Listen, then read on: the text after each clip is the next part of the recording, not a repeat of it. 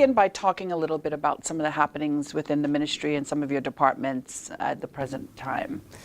Thank you for having me, and certainly a pleasure to be here. There's a lot going on. We're approaching our second budget as a ministry. The strategic policy statement will be due in the next sitting of the Legislative Assembly.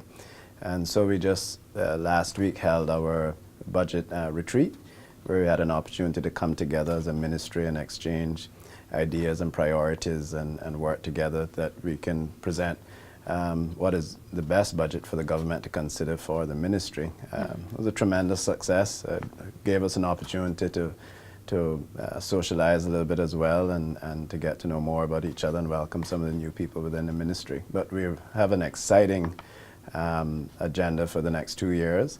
But today, we still continue to focus on what we have left to do within this budget cycle for this year. Right. And there's a lot of exciting things happening there. We'll continue on with our efforts in the e-government side of things. We've had some tremendous successes in the guest registration at the Department of Vehicle and Driver's Licenses.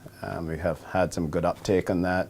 I recognize that the issues with the old system we had was that you had to appear in person to receive an electronic ID called an ECID before you could start to use the program. So we've created a guest program that you can go on, be a one-time user and renew your driver's license or renew your vehicle registration.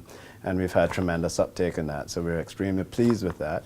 The other big success we've had has been with the Department of Commerce and Investment, trade and business licensing. You know, we did a review of that. We reduced red tape by some 65%, and in doing so, we were able to put all of the application process online. You can do it by your mobile phone or by computer.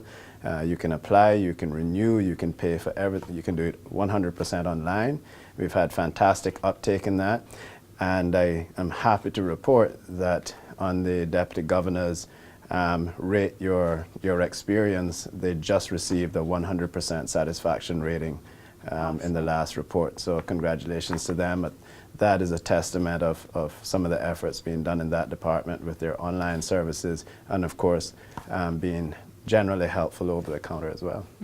We are excited as we move into the next phase of our National Development Plan. The law requires that we review the National Development Plan every 5 years, but unfortunately this has not been done since 1997. So this was a priority of mine, a priority of our ministry, that we wanted to be compliant with the law, and we saw the importance of planning for the future as we go through this building boom we have. So I would encourage everyone, if you missed the deadline, to take the survey and to provide input for this phase, which is just a strategic framework, that you still go online to plancayman.ky and have a read about what we're trying to achieve and what we plan to do. The way we're going to approach this is that we're going to break the development plan up into the country into 5 different sectors, and we'll do 1 sector a year. And then and keep revolving that. So every 5 years we would have done a complete review. But if we tried to review the entire island all at once, it would take us 5 years to do it. And then when we present it, we'd have to start all over again. So by doing it in zones, we can actually do 1 zone a year, the 5 zones, and by the end of the year it'd be time, and we'd be able to go back and start the one that we did 5 years ago again, and just continue on in that way. So the first zone will be the 7 Mile Beach zone. Okay. And then during that process over the next few months, we will use this framework to guide us, but we will continue to engage with the public as we come down to making the final decisions on what we do in that zone. Why is public input important? Because this is your future. This is our country, and we should have a say in what direction it goes. As you can imagine, if we didn't have zones, if we didn't have a development plan, albeit over 20 years old, we would have had just random buildings all over the place. We would not have secured locations for low-density residentials that Caymanians or residents can build single-family homes. So these are the important reasons why we should participate, and this will be the framework, and the National Development Plan is what the planning authority, the CPA, the Central Planning Authority, and what we refer to as the planning board, this is their guide to what projects they approve and where those projects are. Since you've become minister, there's really been a great upswing in the support given to small businesses. And it's obvious that you have a passion for small businesses, and you do realize that they're the impetus really for everything that's happening in our country.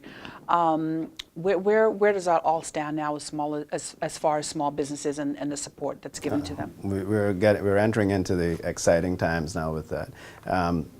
We continue our partnership, first of all, with the Chamber of Commerce in their workshops and the assistance that they provide to business owners, and in particular small and micro businesses.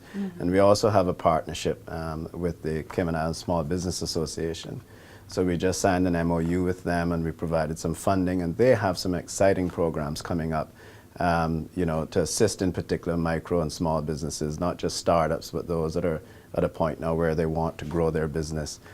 So I don't want to steal their thunder, but I think the general business community would be excited to hear what they have. So one thing I would do is encourage all small and micro businesses, if you want to take advantage of some of these programs that they'll be doing, is to go reach out and join the Small Business Association. They're a tremendous group of people, and they work very hard, and they really do have small business at heart. Because it's made up of all small business owners. So I'd encourage persons, even if you are a member of the Chamber, join the Small Business Association as well, and vice versa. I think there are two tremendous organizations. Being a past Chamber president myself, I can tell you that the Chamber is a very diverse organization and offers a multitude of services that perhaps we're all not aware of and we could take advantage of. But most importantly for us is we are anticipating before the end of the year to open our Small Business Development Center. We are finalizing the location as we speak, and there's been ads in the paper. The recruitment process continues for the director and the other staff. And the Small Business Development Center will really be a hand-holding organization. It really is a partnership between the center and its clients. So you'll have everything from clients having a ability somewhere to go to use a kiosk and do some work and get some assistance, but also, like I said, a hand-holding exercise where our clients are working day in and day out with the coaches at the Small Business Development Center. You will be given, as long as you keep up your end of the bargain, assisting small business owners to grow, then we'll keep up our end of the bargain in supporting you. And this is everything about including assisting persons to recognize the need to separate personal and professional finances, their business finances, and how do you realistically budget? Because one of the biggest mistakes we make as entrepreneurs, I've made it, and you learn the hard way, is you're so enthusiastic and so anxious for your business to work that you don't tell the truth about the budget. You always budget for the best case scenario, where you need to budget for the worst case scenario. And it's hard for you to do that because you want to stay positive that your business is going to succeed. And you start to think, well, okay, just leave that out of the budget. I'll find a way to deal with that, or I can do that myself, or I can, use some of my personal money to do that. No, you need to be honest about your budget. So it's little things like that that we'll be assisting small business owners with. And the end goal is to get to the point where we can have programs similar to what was called the government guaranteed home mortgages, GGHAM, Home Mortgage Assistance Program. We'd like to be able to extend that to small businesses, so that once a small business has been a client of the SBDC for a period of time, and the coaches and the committee at the SBDC thinks it's time, this person is ready to expand their businesses, and we can make a recommendation, or we can do a government guarantee to the lending facility to provide a mortgage for that business. So that's the end goal. But in the beginning, we have to build that clientele, and we're following the US model, which has been extremely successful. One of the things I like to tell people is that FedEx was a product of a Small Business Development Center, and they continued to be use the Small Business Development Center right up until they went public. and they continue to be huge supporters of it. So it's a proven method, and, and it works, and so we're excited about that. And that'll be hopefully towards the end of the summer and the end of the year. Okay. You mentioned the Department of Commerce and Investment earlier, DCI, which I believe the public will probably agree with me in saying that they're one of the stellar departments within government and the civil service, and they've been rated, #1 for a number of things, including the happy or not ratings that the public gives out. What would you say to the staff of DCI if you wanted to say something to them publicly about where they are and how they've gotten there? What would you say to them? No, I think I challenge the staff and I challenge the director of DCI. They consider themselves an enforcement unit. Commerce was now in the ministry, and DCI was responsible for licensing and enforcement. And I said to them, but the greatest way to enforce in an industry is not to over-regulate it, but to actually make it easy for people to become legal and to operate within the confines of the law. And then you develop a partnership with your industry. And I have no issues in saying that they took it, they ran with it, and they are an example, a model example that all front-facing departments within government should follow.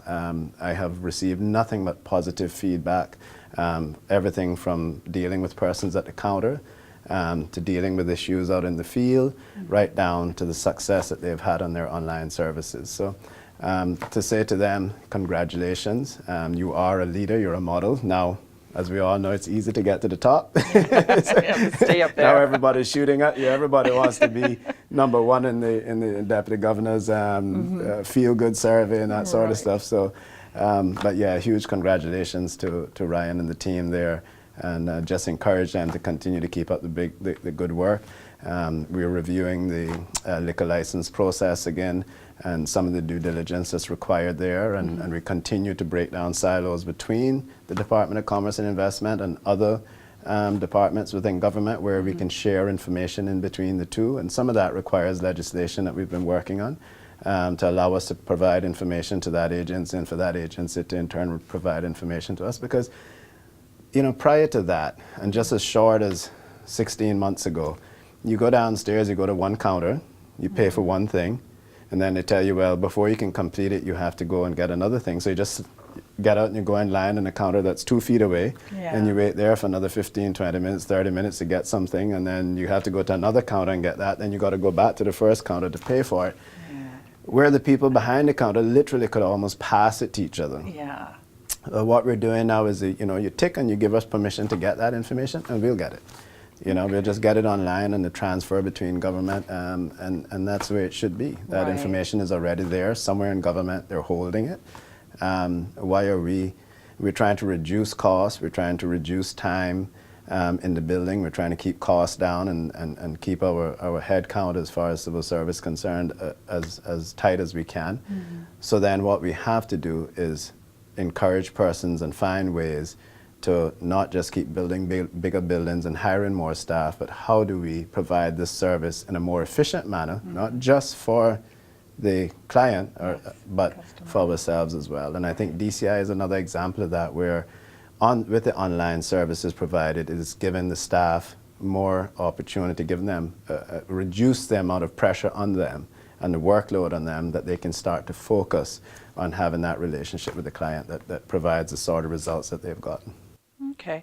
Anything else happening within your ministry or your departments that you'd like to? we could talk for hours about Sure. so many things happening, but one of the important things is, and I want to say that we hear the cries. I've heard, I get it every day, and I completely appreciate the issues that persons are having commuting from the eastern districts into town in the morning, and to some extent back up in the evening.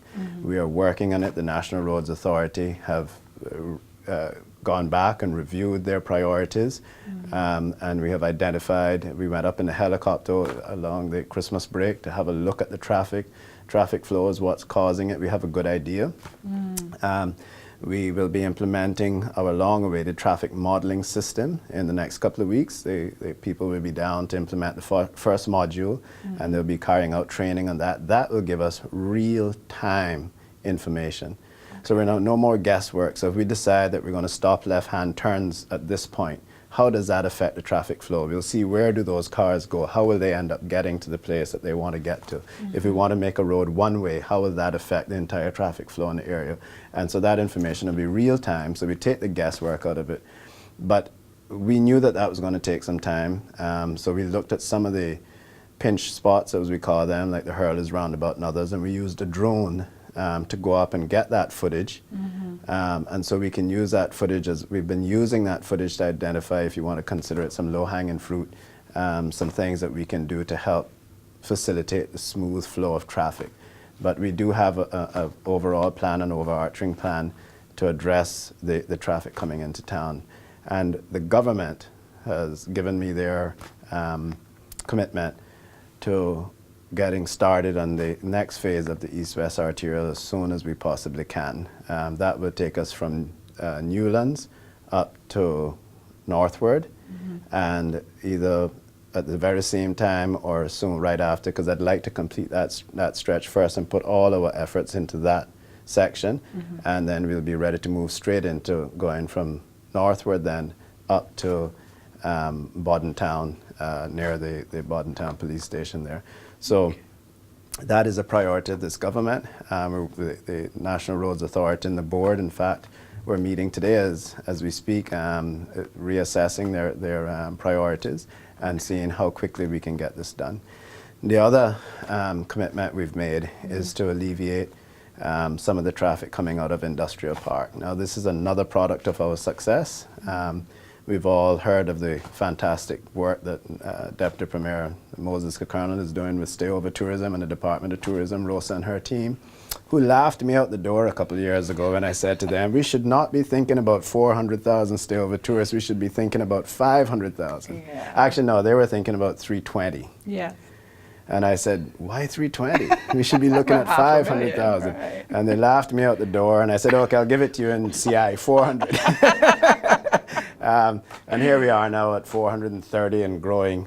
Congratulations to them. Yeah. But trying to get all those tourists out of the airport and onto 7 Mile Beach has created some issues for us in the Industrial Park area. And so we are working on a short-term fix. We hope to get that completed within the next few months, relieving some pressure there. And then, of course, we're focusing also on the long term, which is what we call the Airport Connector, which will take you from in the vicinity of Georgetown Yacht Club on to the roundabout on Esther Tippett. So these are the things that we recognize as major issues that are affecting our people on a daily basis, and we're working as hard as we can to rectify that. Okay, all right, Mr. Hew, it's been a pleasure. Pleasure's been all mine. Thank you.